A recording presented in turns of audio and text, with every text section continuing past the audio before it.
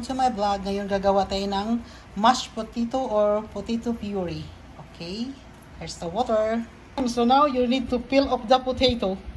Kunin yung talupan yung potato, ihiwain nyo ng ganito, pa square.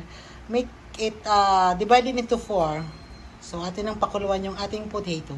Lagyan nyo ng konting asin bago ninyo pakuluan yung ating potato para mas malasa. Pakuluan na natin yung ating potato ng 15 to 20 minutes para malambot talaga siya. Na natin yung ating potato, so start na natin i-mash. I-sure nyo lang po na talagang malambot na yung ating potato. So yan, mash nyo muna ha, ng gusto. Fat milk and then mayonnaise. So yan lang po. Lagyan nyo ng mayonnaise. After ng milk, na-mash nyo na yung potato, lagyan nyo ng milk. Tapos now, lagyan nyo ng mayonnaise. Konti lang.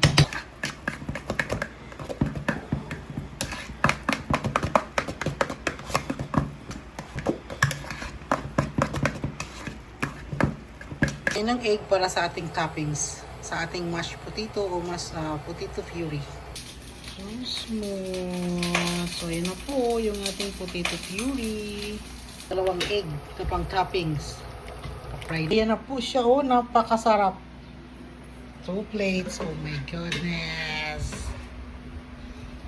Potato puree.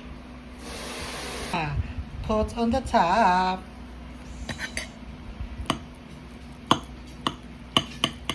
See? On the top. Good for 2. So let's eat the potato puree.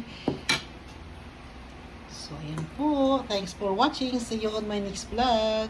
Gutom na po ako. Kain na ako.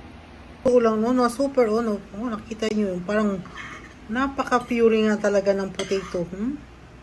Sobrang ganda ng pagka-mash ng mashed potato puree. So, ayan po. Pinapakita ko lang po sa inyo. Pwede po kayo mag-add nito ng mayonnaise or cheese. So, nasa inyo po yung panlasa kung anong gusto niyo. Pero, syempre, ako gusto ko lang konting mayonnaise. So, ayan na po. Ang ganda talaga. Bago kasi ninyo i-mash, lagyan ng gatas pala yung potato. I-mash nyo muna, din lagyan ng gatas. Tapos, mash again, din gatas. Then, the last one is the mayonnaise. Ayan po talaga ang sikreto ng mashed potato or potato puree.